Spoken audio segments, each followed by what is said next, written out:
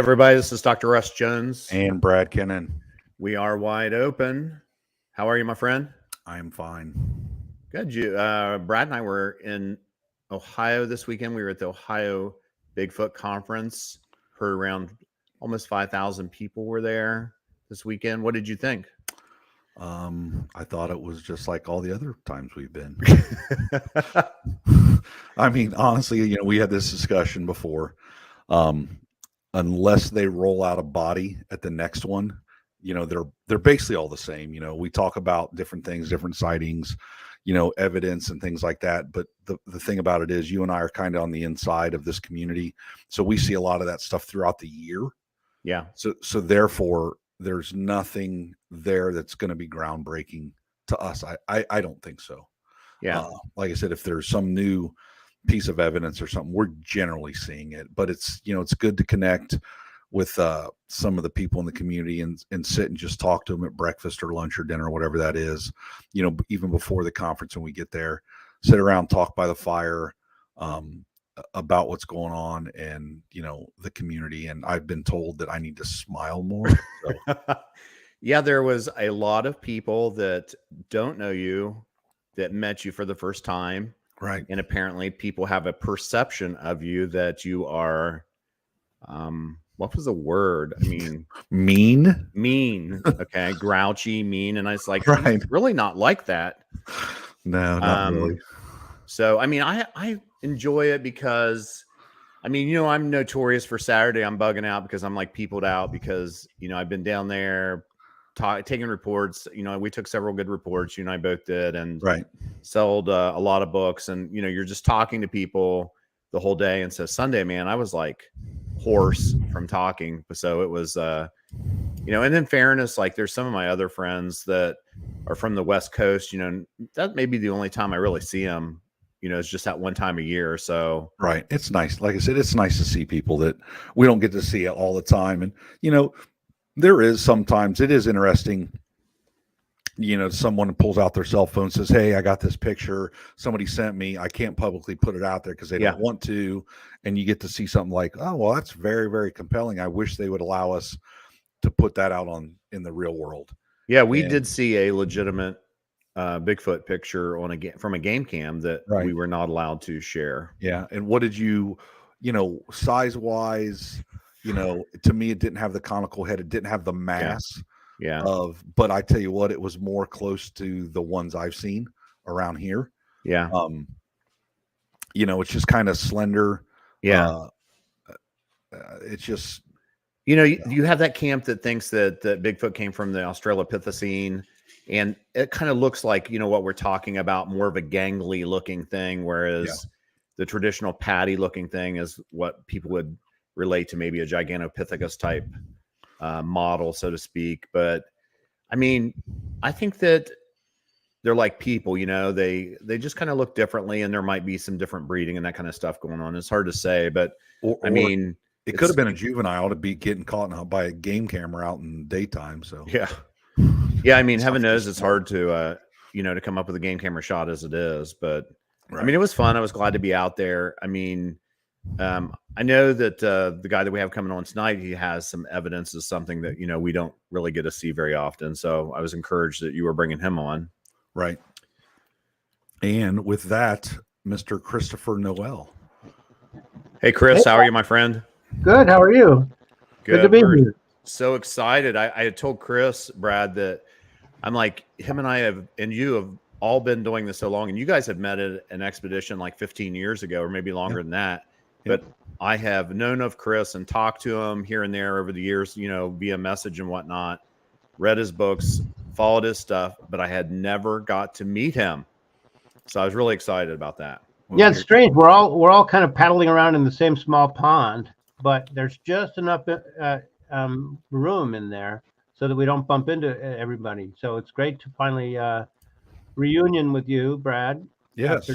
17 years, has it been? 17 years. That's crazy. Ridiculous. One of my first expeditions and one of Brad's first was in Beaver Creek, Ohio, with the eminent and sometimes controversial. Surly's a good word. Matthew Moneymaker. Matt, Brad, And, that might have been what they would use to describe you instead of grouchy. Would be surly, grouchy, cranky, Crank. grumbling. Yeah, Matthew Moneymaker was, to be perfectly fair, I owe him a great debt of gratitude, because when I first learned about these expeditions, and I went to Whitehall, New York, he was back then he was there all the time leading the expedition, and he was like an evangelist for the subject, and he just completely stole my heart for Sasquatch, and he was very nice to me, and he later had me on the TV show, and I'm very, very grateful to him. No matter what, I'm forever indebted to Matthew Moneymaker. Well, Matt's always a good guy. I mean, ever since the first time I met him, we became friends, and then he became famous, and didn't talk to him as much, but it was glad I got to see him last year, and we kind of reconnected on some stuff. So I think keep all of us wondering are indebted. I keep wondering when he's gonna reemerge on the national scene. Do you know what he's up to? Actually, Brad and I are going to be with him twice this year, probably one time in West Virginia and another time in Northern Ohio later this year. So, Matt's got some things going on. Matt's not one to sit back. I won't hear from him for a little while, and then about once a month or so, I'll get a bunch of texts all at once from him, or he'll call me and I'll be on the phone for 2 hours. Yeah, I know. He's a good talker. Anyway, it's wonderful to be here.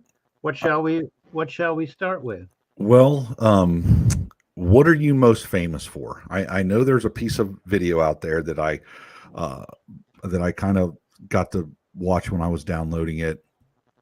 I've when we were at the event over the weekend, I said, "Oh, we're having Christopher Noel next week," and people are like, "Oh, well, he's kind of controversial in this field because he believes that he has this video of the Sasquatch climbing a tree, and there's a lot of people that said no, we've proven it's a porcupine, and so we're asking you, we're going to watch it, and then we're going to talk about it. Can we go ahead and add this thing and what go? What's the backstory? A little. Should I talk a little bit first? Give us the story. Well, I had been going to this site, among other sites nearby where I live here in northern Vermont, and recording knocks and vocals for several years. And then one night, September 20th at 12:01 in the morning, I'm walking back to the site to go sleep overnight in the woods, and I'm going past an apple tree, and first I hear, before that, like about 30 seconds before that, I hear a double wood knock, very light, like those little taps that they make. Yes. Double, and it was right in the direction I was heading. So I thought, well, that's interesting, and I kept going. And then when I came opposite this apple tree, I hear this stamping on the ground, which you'll be able to hear in the video here. And so I stopped and I said hello, and I have this night vision camera. The problem with this footage is that it's shot in the middle of the night, and although there's a full moon, it's underneath a tree cover, so it's not clear. But to me, it's clear enough, but not to everyone. So is it a night vision camera, not like an IR right? camera? It's a starlight scope, so Okay. It just maximizes the photons available. Yep. So it's true night vision. Yeah, okay. And it's just duct taped to my video camera. Okay. So I focus in on this, and it's a black figure underneath the tree, and you can see in the video we're going to watch that it fishes around on the ground, and then it takes a stick with leaves on it, and it waves it like this, and then it turns around and climbs the tree. And how far is this from you? About 7 feet. 7 feet? Yeah. Oh my. Yeah, it's right next to me. That's why it startled me so much when the thing stamped on the ground. So it turns around and it climbs up the tree. So if this would have been a porcupine, you would have identified it as a porcupine, because I would assume a Bigfoot and a porcupine do not look like anything alike. Well, this one, no, that's not quite right, because the reason people are able to mistake this for a porcupine is that his motion climbing up the tree, his body motion is kind of porcupine-like, and people are looking for an off-ramp to believing that it's a Bigfoot. Well, So one's the size of a dog and one's not. well, the tree is 8 inches across, Okay. and by that measurement, by that scale, you can tell. A little after midnight. Wait, are we starting or are we? No, still... no, I'm just pulling it up here. Okay. By that scale, we can tell that this subject is when it's crouched down, is like 4 feet Okay. tall, which is already longer than the longest porcupine. Well, I And would it's think not so. even standing up. Right. You can see that it then stands up briefly, reaches up and pulls itself up with its arms instead of climbing with its legs. It Okay. puts its knees up against the trunk of the tree and hoists itself up with its arms, and then it makes a couple of it moves its hips, its lower body kind of hips, in a way similar to a porcupine, which may be its way to try to blend in. They mimic animals, vocally, acoustically. So why not mimic them physically? But that's to one side. So. Okay. Well, let's just get So into we can. Oh, and anyway, viewers out there, it'll look clearer because the night vision tends to be a little blotchy. It looks better if you sit back like 3 or 4 feet. That's all I'm saying. If you want to. I mean, and they can go find this. I think this was on YouTube under. Actually, this is not public. Okay. Because I'm going to include it in my sequel to the next documentary. So this is Okay. what do you call? Unpublished. Yeah, but what's the category on YouTube? It's private. No, the other one. Anyway, it's not public. So you're right. you're sharing something that's not seen by many people. Okay. On September 20th, 2021, under a full moon, I hear wood knock on my way to my usual camping spot. Okay, so when you said you're staying outside overnight, you're just camping. It's not like you're just walking out and laying down somewhere. You're actually got a tent or whatever, and this is what you do on a regular basis, correct? I'm walking out and laying down somewhere. You're just walking out and laying down. Okay. Spending the night, but I have a bag full of bedding out there that I rendezvous with. Okay. The knock comes from the same direction I'm headed, and then, here at this point, I hear a loud thumping on the ground.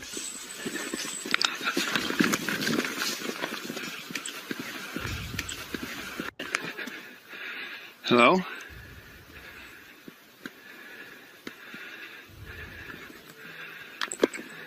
So, are you a little nervous at this point in time?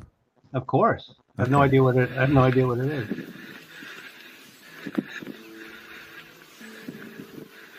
What I don't notice is this little guy in the background, reaching up the tree trunk. By the time I catch sight of the larger one in the foreground, maybe 7 feet from me, the little one seems to have already climbed up. We'll see him again later. You here?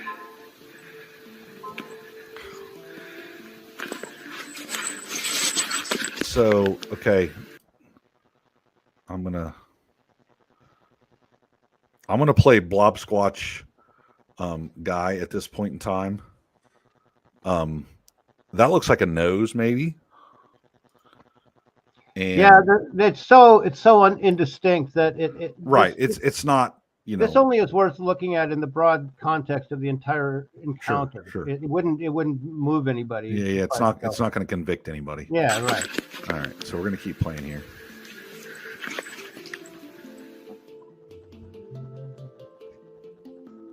I get the sense that she's a female, fishing for something on the ground. Watch the soft fur on her head fluctuating a little. Then she picks up a branch with leaves on it. A few seconds later, she huddles up against the base of the apple tree. Here's her left foot, and she pulls her leg up next to her right leg. In case it helps, here's me for comparison.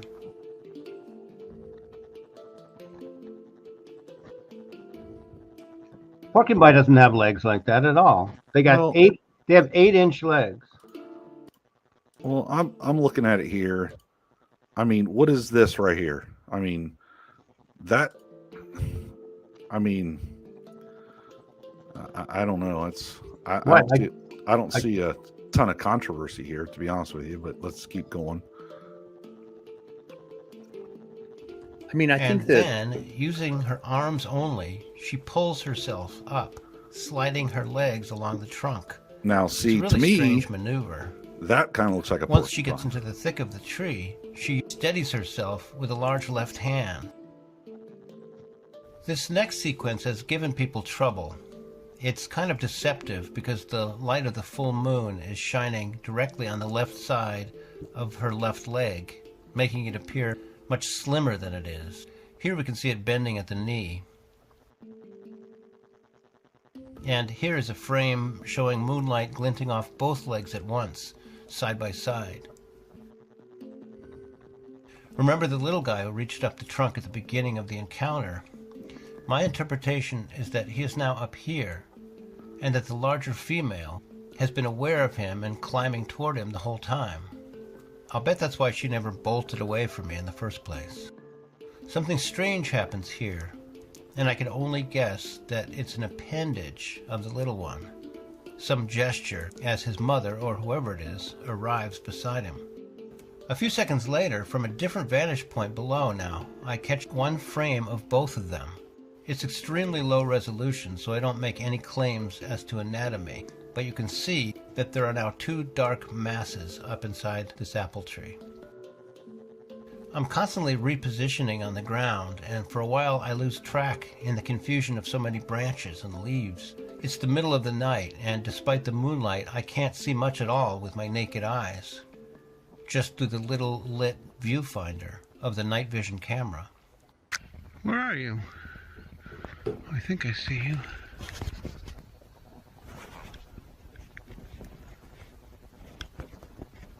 Hello. When I finally reacquire the little one, he seems now to be the only occupant of the tree. He tosses something down.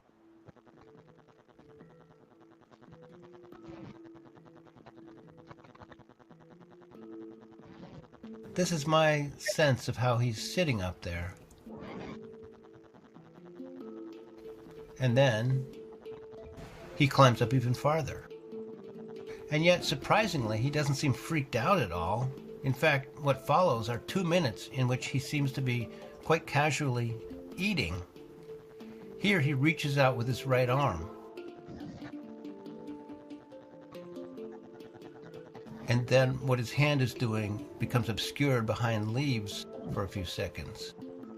But suddenly, most of the arm becomes visible again. Hand, lengthy forearm, elbow, and lengthy upper arm. You'll notice the light moonlit fringe of fur along the arm.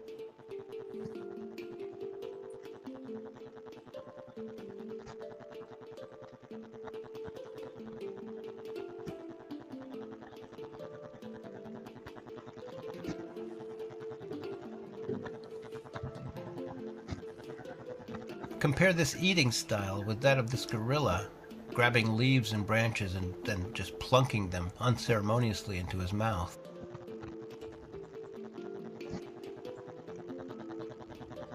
Here we get a nice profile showing bent arm and back portion of the head. What happens next, it seems, is that he flops his right arm down and takes over with his left. We can distinguish barely the other hand now, operating back in there. And when he pulls it toward his mouth, we can see fingers above and thumb down below.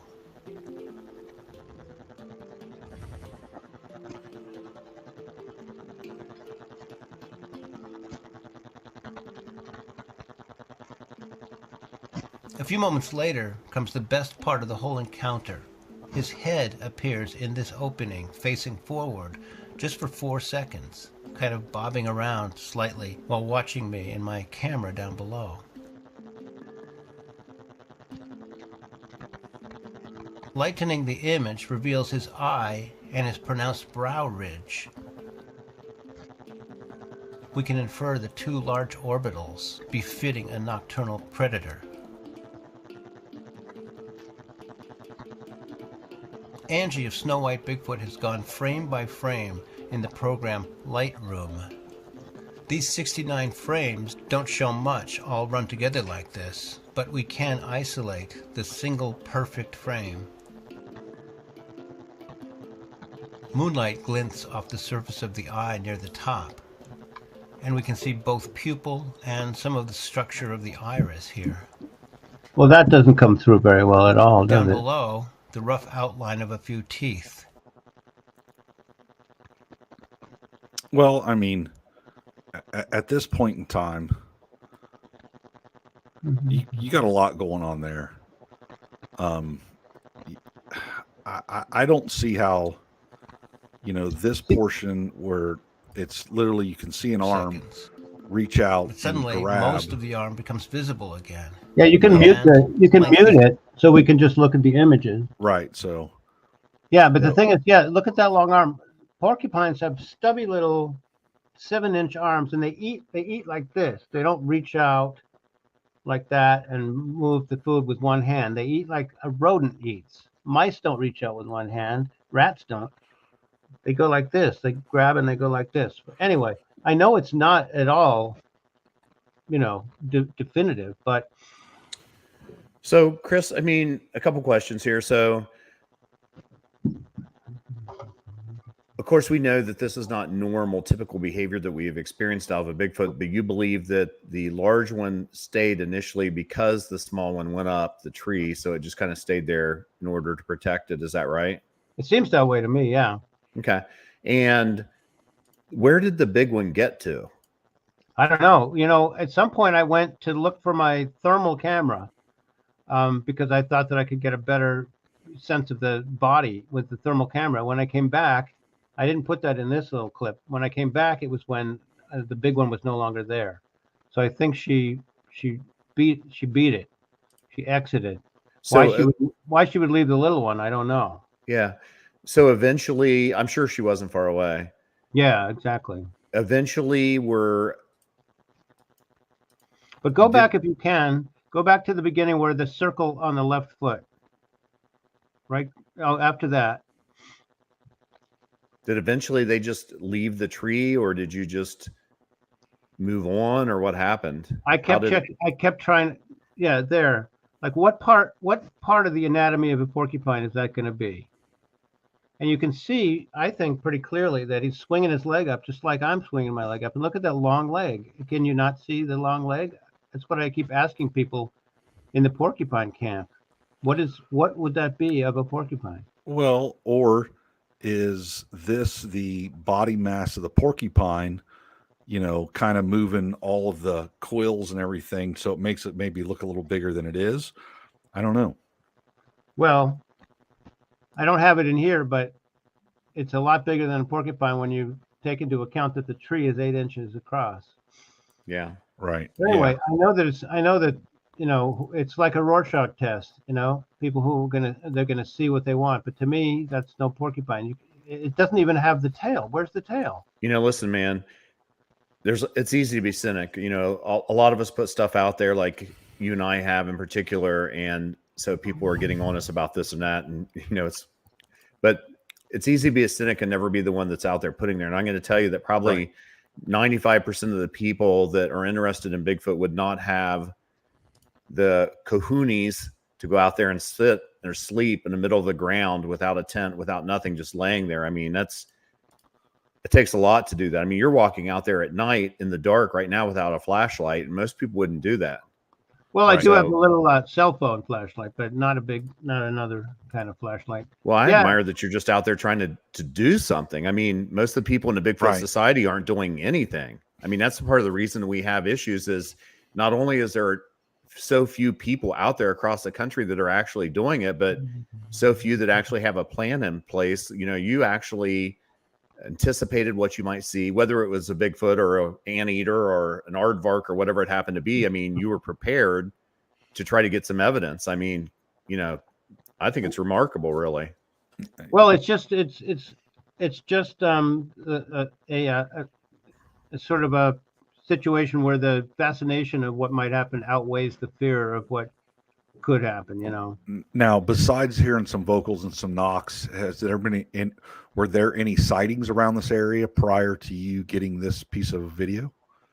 No, I think this group, I think the whole notion of a hotspot, you know, hotspot is kind of a misconception. I think it's just the character, the personality of the local group. Are they disciplined, or do they allow themselves to be seen? I think they're basically their territory that they rotate through or circuit through is anywhere where there's thick tree cover and water and food.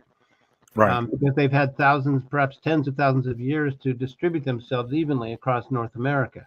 Right. So it wouldn't make any sense that suitable habitat wouldn't host them at some point. And I know from structures and from middle of the night, when I leave the recorder, middle of the night captures of wood knocks and tree pushes and vocalizations, I know it's nothing but that. Nothing's going to knock on a tree loudly, especially double knocks. You know, a single knock can be something falling. Yes. But you know, if you hear like, that's something with hands banging something against a tree. So I know it's there. Yeah, go ahead. So one of the things I was interested about that you had said to me earlier was that, you know, I remember, I don't know when it was, but here a while back before I started the web page, you know, I was in West Virginia here. I'm back in some mountain. I'm up on top and I'm looking, I can just see mountains for miles and miles. And I'm thinking, I can't do it like this. I mean, I am not going to bump into something. I do not have good odds. So I started trying to find habituators. And for people that don't know what a habituator is, I've defined it as someone that is either knowingly or unknowingly interacting with a Bigfoot. And they could do that through feeding or gifting or any number of things. And so I put the website out there trying to get habituators, people that are having Bigfoot on their property, doing whatever they're going to do, so that I can skip all the rest of the steps and get there. So yeah, it's a shortcut. This is how yeah, exactly. We have to have shortcuts. And so this is how you're coming about this property. Is that right? That someone's reported this to you, and so then you've went to investigate it. You're finding your own habituators. Is that right? No, good guess though. But in this case, it's that I walked around local forests just that happen to be near me. And this is how I know that they're thickly distributed throughout forests, because I simply live here. Anyone can do this. I live here, and I went to local forests, even small forests, just like 150 yards from me, where I sit in this room, and if I find suspicious looking structures, that's not enough.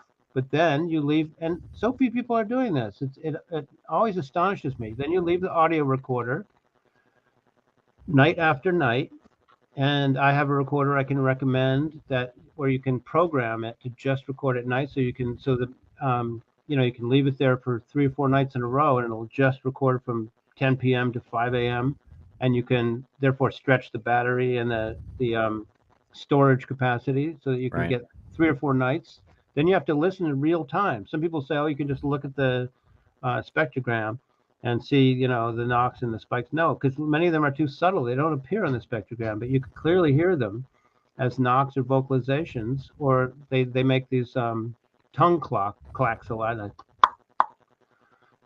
And then especially with the knocks or tree pushes on a still night, that these folks are there, and the structures are there, and there's a very good chance that they're the ones who made the structures, unless children made the structures, and that these same children are also at 2:30 in the morning out there pushing trees down. So once you've kind of established with a preponderance of the evidence that there are Sasquatch that at least sometimes cycle through this forest, then you go out and spend the night there. Not talking about investigators, but talking about the habituators themselves. This weekend, I was approached by a zoologist, and, he kind of pulled me aside and he said, I have them on my property. He lives in Ohio. And I said, well, do you have any evidence of them? And he said, I don't care about that. He was an older gentleman, retired now and from some university. And what I have found is that that's what happens is the habituators aren't really interested in the evidence. They're interested in the animal. And I told him, I said, I believe in habituators, and, we have probably thousands across the country. But I said, we have literally yet to have one good piece of evidence come from a habituator. I'm like, why don't you be the first? You're a zoologist. You have a PhD. Right. He's a doctor. And I asked him if he would come on and talk to Brad and I, and he said he'd have to review his notes. So I wasn't very optimistic when he was saying that. But the habituation situation is frustrating, for that reason. Because you tell people about it and they can't understand why, and then you have to explain further that 97% of the encounters are at night, and people don't have the money to buy $5,000 thermal cameras. Yes. And once you put up trail cameras around or cameras on your house, that's going to make them back off, because whatever it is, they have this uncanny ability to know that the cameras are there. And once you start explaining that, people say, "Oh yeah, well, very convenient, isn't it?" No, so the whole thing is bullshit. Yeah. But it's not. And there are habituators who do gather evidence.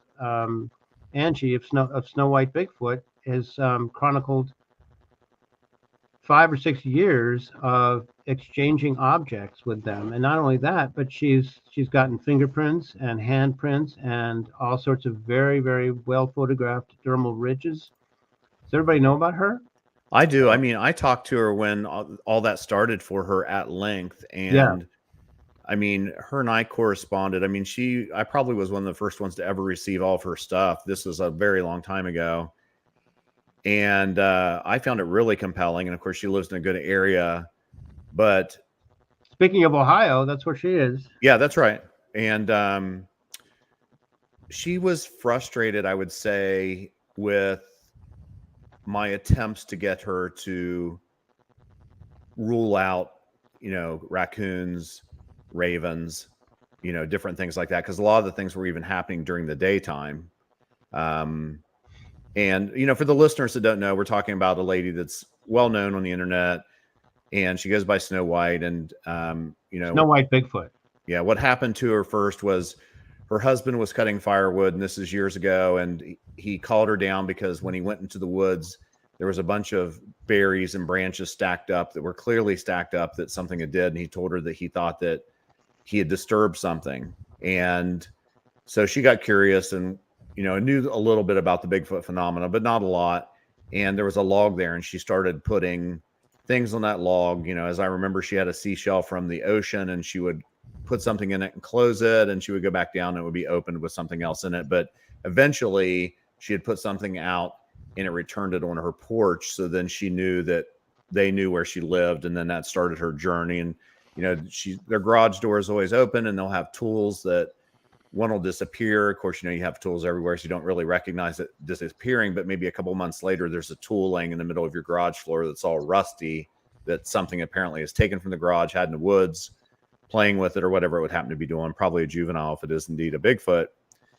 And in many cases, you're not going to mistake it because your tools. Jim knows, her husband knows the tools, and plus they put a wrench at Jim's parents' house with a electrical tape around the shaft of the wrench.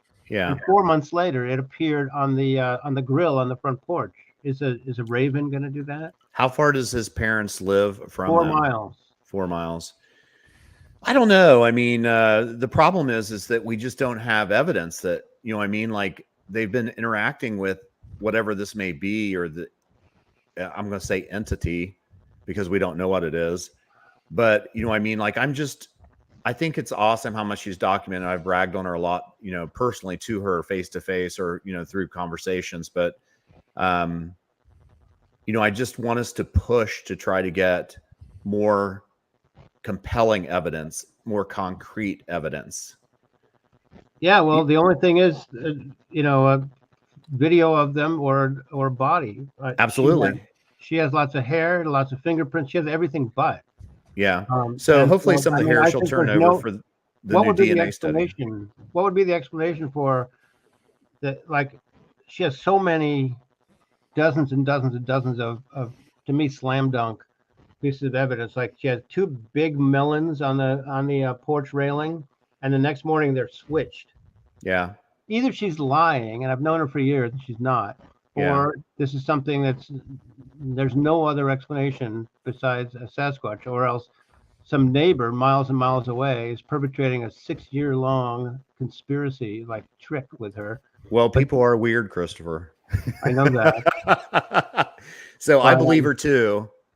But let's find out this year. Let's get her to donate some of the hair to the university DNA study that's getting ready to come up here in the next couple of months, and we'll know definitively. What university? I don't think we can say yet, but I promise you that, because I'm going to reach out to all my friends like you, requesting stuff here in the next little while. But it's a comprehensive DNA study, not one that's been done in this depth before. By comprehensive, you mean what? Genome being very deep in the complete genome. As before, it's like they just do this basic thing for the listeners. When they do a DNA study, they're really not doing very much. I mean, we don't have a type. Sometimes they're coming back as it being human. By type, you mean type specimen to compare against what we find. Correct. Yeah. And so they come back many times and say it's human, but I mean, almost anything could be human because they're just not testing it deeply enough to be able to tell one thing or another. They're just, and a lot of times it's not even the professors doing it. They're having their students do it, and they're just not taking it very seriously. And I think that we're going to see a legitimate testing being done this year. And so we can have people like her. Then, I mean, just think about that. So if she comes back with something, then everything else that she says is completely legitimate. And then we have to all study her notes and all that other stuff. But, the problem is that according to Melba Ketchum and others, the shaft of the hair doesn't have DNA in it. Yes. So you'd have to have a root. And I don't know that Angie has a root, and she doesn't have blood. She doesn't have tissue. So it's going to be hard. But when you said that they just study it superficially and it comes back human, I need to supplement that with the fact that it's not just, you're not going to get human if you don't actually do the sequencing. So the sequencing that people do without going farther than that is of the mitochondrial DNA, which just comes from the mother, yes, down from the mother. And it's these little sort of, I don't know what you would call them. It's called the powerhouse of the cell. And there's a bunch of them in every cell. The mitochondria? Mitochondria. And they give energy for the cell to perform its necessary functions. And each mitochondrium, or I don't know what the singular is, has a loop of DNA, which is like 15,000 base pairs as opposed to 3 billion in the nucleus. A helium. Is that what it's called? A helium? Yes. As opposed to double helix? It's a spiral thing, yeah. Oh, cool. I thought it was a loop. Well, anyway, and so this can be easily and cheaply analyzed, sequenced, and according to Ketchum, and according to not just her but others, the maternal side, the mitochondrial DNA, is human of Sasquatch, which is why she has theorized that they are a hybrid between human Homo sapiens and some other species. Now she thinks it's Nephilim, so that's where she parts ways from mainstream science. But she's well qualified, not qualified necessarily to interpret the entire ball of wax, because she has perhaps some bias. But she's well qualified and has been, before this whole Bigfoot thing happened, she was as you know, probably an expert witness at trials and actually helped to put people away from murder. Yeah, she's a veterinarian. She's well qualified to cleaning the sample and finding out what the mitochondrial DNA is. Not just a veterinarian, but a forensic scientist. Yeah. And she knows how to find out what the DNA is.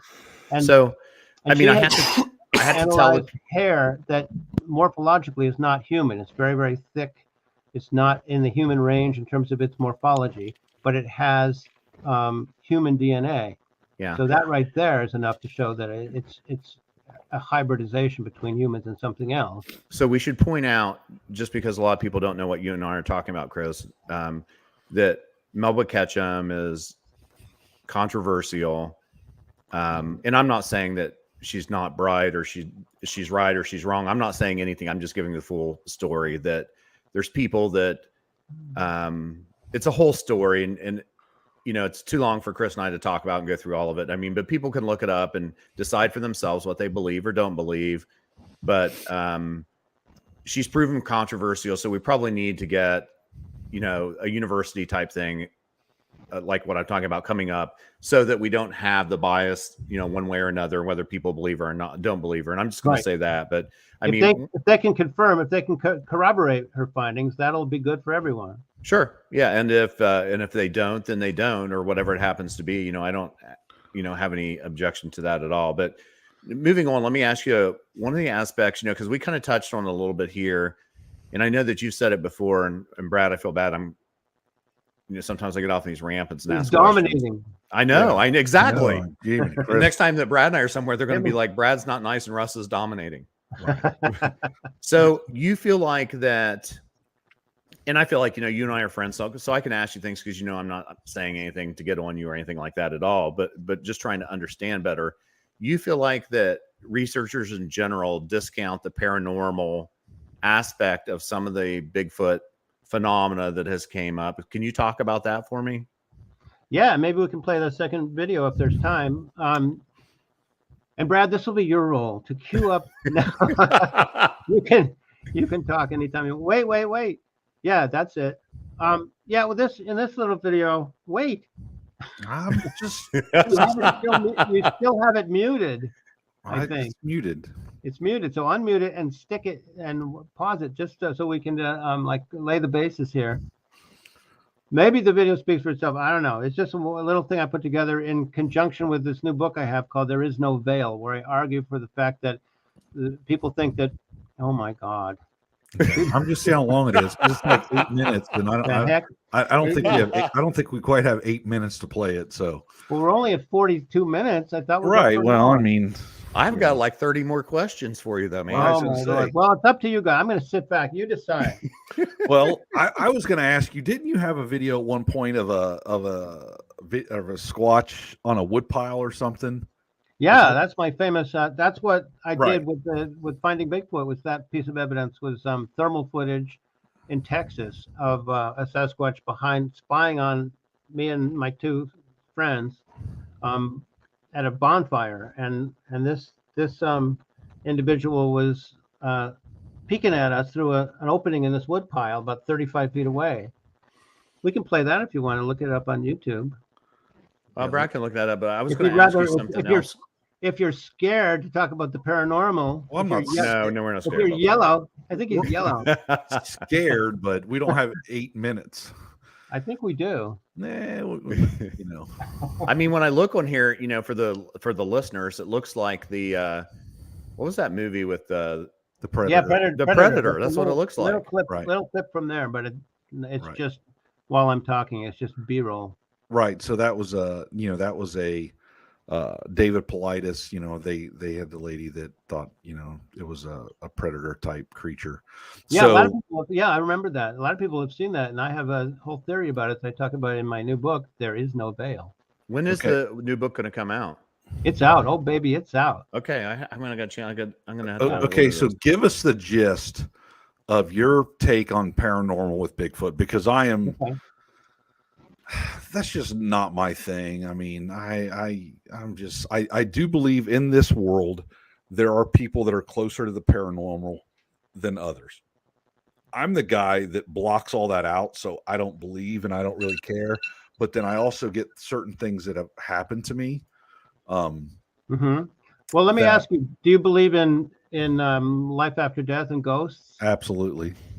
Well, then you might actually like to sink your teeth into my idea. A lot of people, you have this Bigfoot community, and there's the camp of they're just flesh and blood and like mere mortals, and that's it.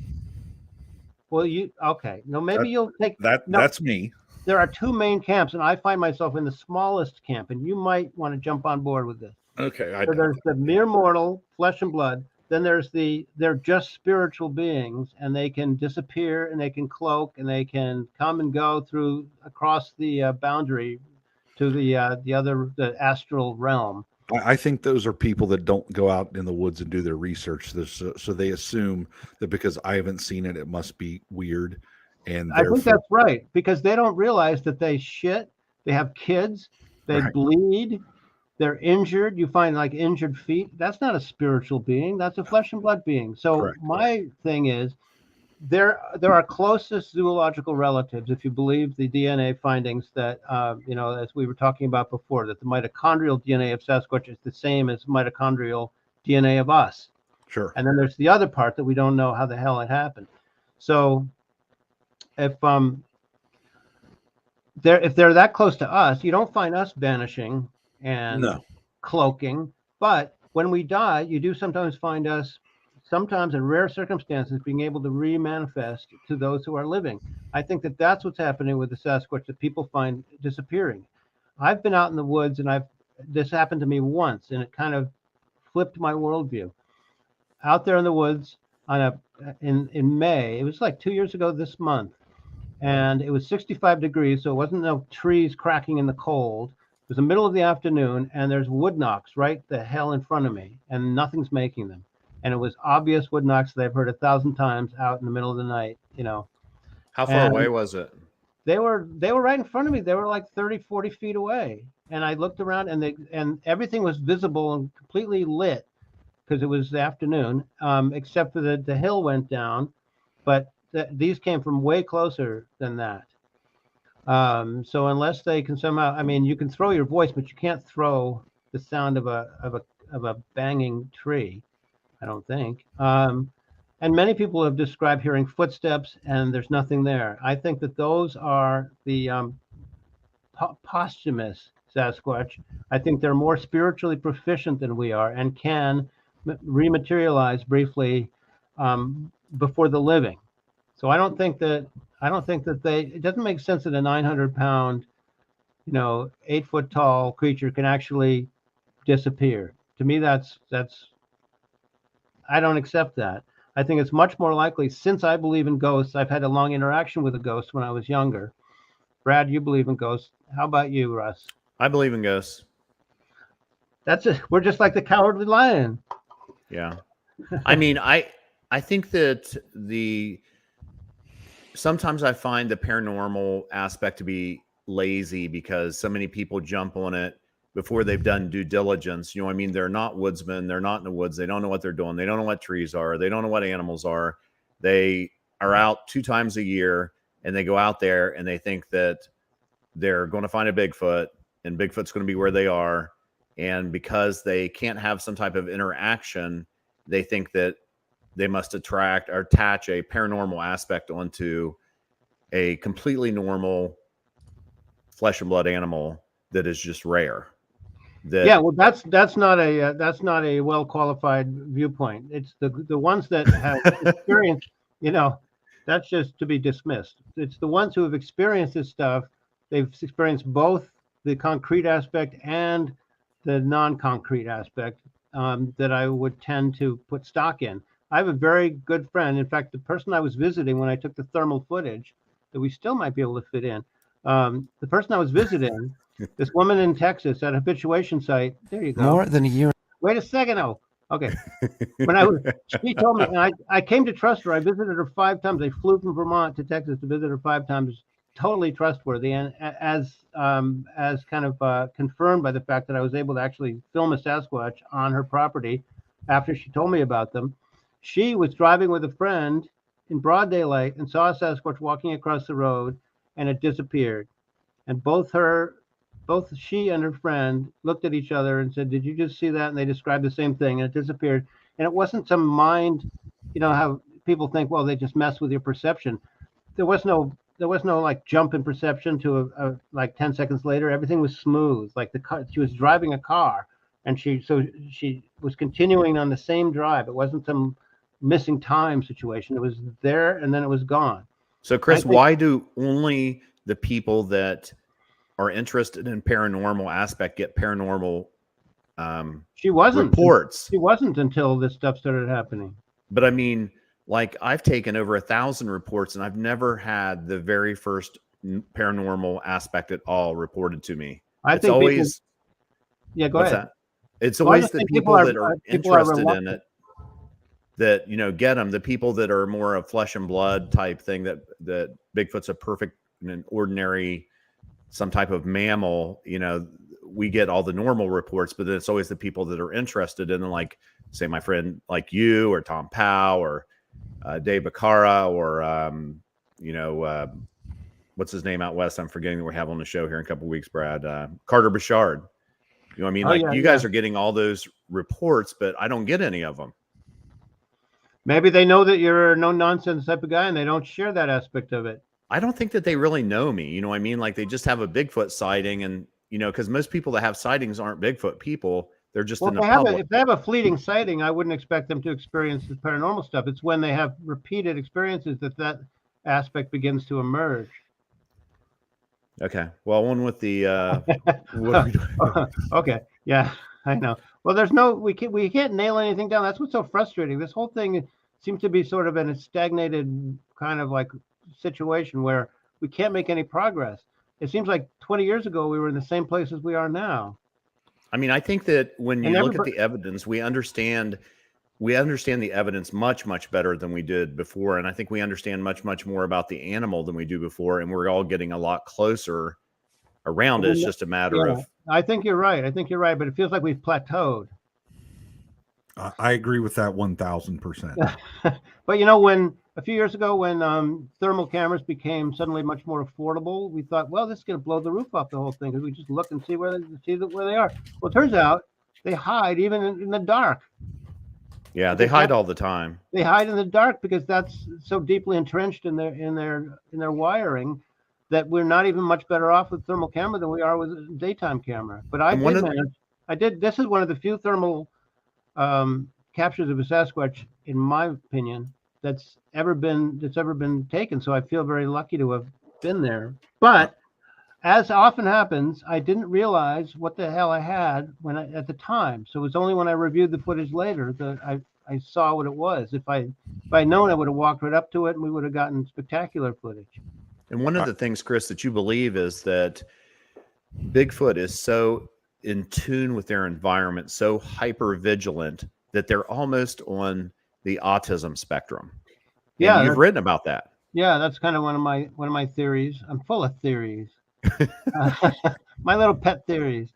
Yeah, well, I think it's interesting between not just autism in general, but autistic savants. Sasquatch seem to behave very similarly to autistic savants, and so I have this book called Sasquatch and Autism. If anyone wants to look it up. But here's an example of, here's the thermal footage that I took back in 2008. Shall I unmute this and play it? Yes, you shall. Of what I take to be the left forearm of a Sasquatch, here at the property of a woman who has had daylight sightings on several occasions.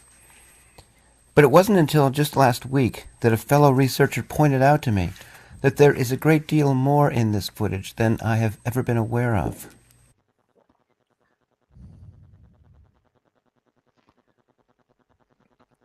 So on the night in question, she and I and two women had built a dramatic bonfire. Every now and then I would step away and scan the tree line with my thermal camera. Later, reviewing the footage, I noticed the arm, and have long regretted that this is all there is to see. My friend, however, has now adjusted the contrast to bring out clear new information. Yes, the Sasquatch is observing us and our fire, and the heat given off by the creature's eyes shines out. We can even see the comparatively cooler top of the head and the right hand, fingers splayed. Keeping these new image settings allows us to view the peeking Sasquatch in motion. So this thing's looking at you, left arm up above its head. Yeah. The right From a hand slightly different angle, we can see the left arm again, this time making a fist. And for just an instant, we can find the head again, too, grabbing something, and notice that the left arm is extended farther, and that the board it appears to be resting on is extended as well. Compare its length here to the earlier shot. It seems the Sasquatch has actually adjusted this board, perhaps to achieve a better view. So it's moving the board to look through the hole better. Seems like it, yeah, exactly. Luckily, the habituator took a daylight shot soon after our close encounter, so that we can see just how close the woodpile is from the ashes of the bonfire, probably about 30 feet. Also, we can now tell how very low to the ground our visitor kept in order to avoid detection and to spy on us through this opening here. So it was literally on the ground. Yeah. Okay. I mean, that's what they do, Hypervigilant. right? But they now belly what about crawl. this tree? If we could Now, what measure about its width, this would provide revealing scale. Just like I did with The other day, the porcupine. Right. It seems the tree is close to 7 inches thick. But just to err on the conservative side, let's say it is 6 inches thick. Extrapolating, this gives us an eye width from midpoint to midpoint of 4.75 inches. My own eyes, and those of most human beings, are a bit better than 2 inches wide. Therefore, we can represent my size here in red. That's pretty compelling, I think. Yeah. It looks good. As Yeah. to arm length, I do not think that much can be determined, because the Sasquatch is so hunkered down, arms bent behind the scenes, and appears to me to be, in effect, embracing the woodpile.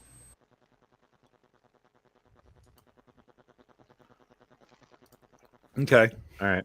That's pretty So that's- compelling. That's that. But there's Yeah, just so few. There's so few good. You know, we haven't had a good piece of Sasquatch footage since the Mississippi skunk ape. Remember mean that? on- That was- yeah. Well, there's That the was- one that out of was- the California BFRO has a pretty good one out there a couple years ago. That's out there, but Didn't unfortunately, Art- scientists aren't compelled. Yeah. What's it called? I don't remember now. I'll have to find it and get it Maybe to I you. But it missed was it. around a couple years ago. But that's the reason I was going to do the drone with the thermal footage or the thermal one, and it was like $5,000 or something like that. But scientists just aren't compelled. I mean, I think that if you put it with some Well, other a evidence, drone, it's a drone compelling. too. You're going to get far away little figures. Or you're going to get the tops of their heads. Yeah. It just.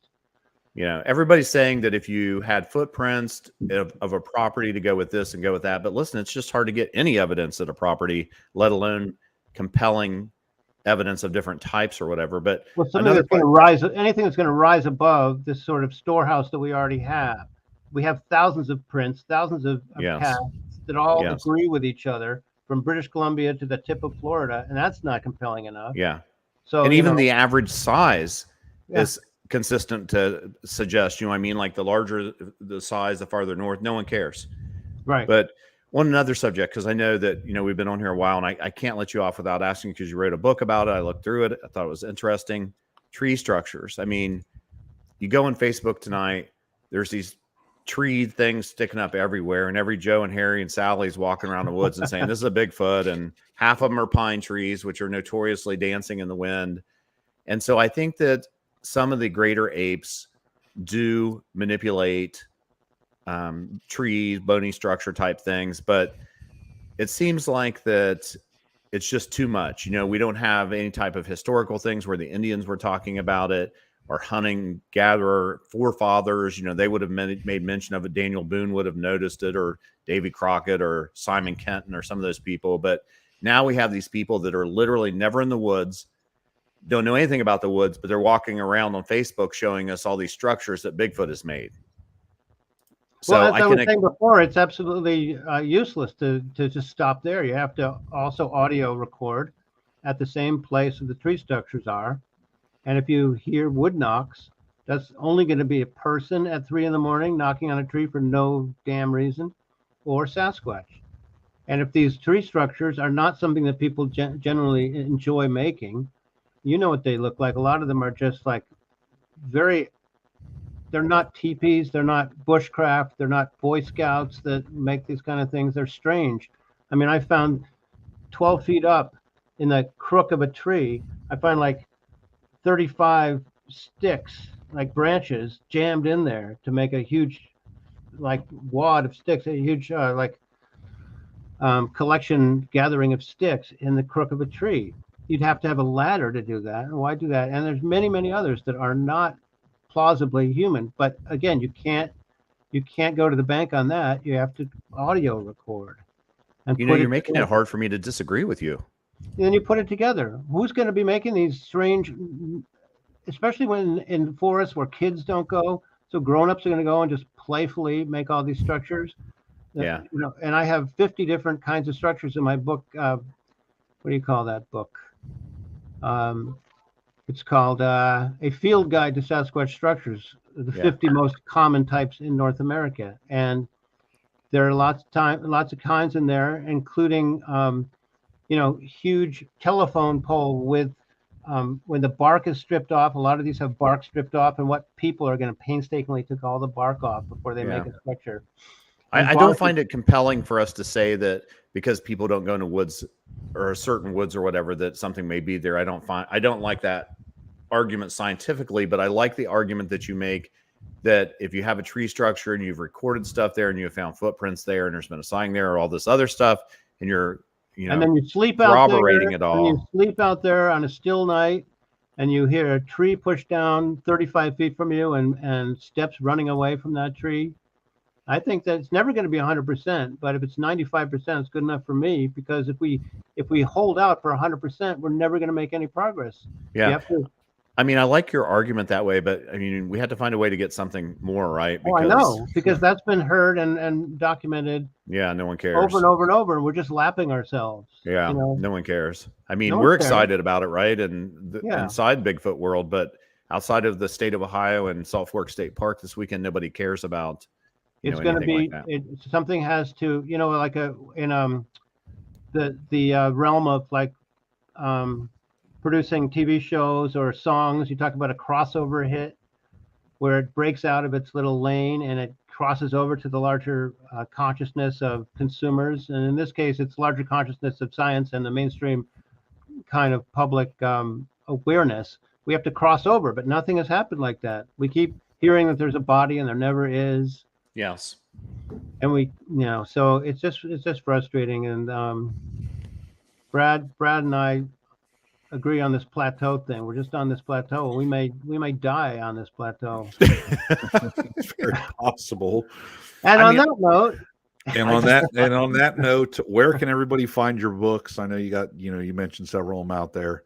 You got some new stuff coming out. My website. Well, I just had a new book called "There Is No Veil." Perhaps I mentioned that. Right. And it's about the afterlife. I have one chapter. Chapter 13 is placing Sasquatch woo in the context of hundreds of years of research into human spirit reality and interaction between living and spirit people. And so, but I have a website, which is, am I going to be a geek and say www? Nobody ever needs to say www anything. No. It's called thenearnessofyou.net. Wow. I mean, we need to have you on again because there's a lot of stuff on my list here I wasn't able to get to. Yeah. And we still have your 8-minute video that we didn't get to too. But you have a Celtics games to watch, and Brad and I have businesses to run. Brad cockblocked it. You see how he is? I mean, that's why he gets the attitude. Everybody thinks he's an elitist grouch. Right. He's an elitist gatekeeper. Right. Yeah. So everybody 14 minutes left. Everybody went on their hike the other day, and I went and played golf. So yeah, see, that's just how he is. He's antisocial. Your reputation is well earned. Yeah, right. Chris, thank you. We admire you. Man, you are out there and you're actually trying to do something. Yes, and more than 99. Yes, more than everybody else. Right. So thank you. More than everybody else put together. That's exactly right. You're the cumulative. Cumulatively, I'm the leader. Right. I've kind of stepped aside from hosting shows, being on shows, because I got 7 feet away from one and filmed one, and I feel satisfied myself personally, and nobody believes it. So I'm like, oh. No, you should have dove on it with your knife and cut a piece in retrospect, I darn well should have. Exactly. Right. But I'm a little bit deflated, but that's as it may be. Well, I hope that you're the one that gets the big break. It would make me happy. I'm with you, Chris. I've seen a couple of them, and people, I just don't get excited anymore. And I'd rather hang out with my friends because I know they exist, and I don't really need to, anybody says anything to me about them exist. And I said, well, my common thing was get out from your mom's basement and come out in the woods with me at 2:00 in the morning with no lights. Exactly. My least favorite of these people are those who pretend to be interested. And then you start getting into specifics and their eyes glaze over. Right. Yeah. And then you slap them across the face. That's because we are geeks. You know what I mean? There's Exactly. people that We're are happy- moderately interested in Bigfoot and they don't really realize what it means to do this Correct. 40 hours a actually- week. to actually make progress and take steps and get granular about this shit. Right. Right. Yeah. All right. Well, All right. Hey, thanks, man.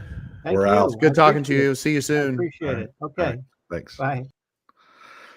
Well, that was interesting, and I don't think it's that controversial, but you know, Yeah. he sold me.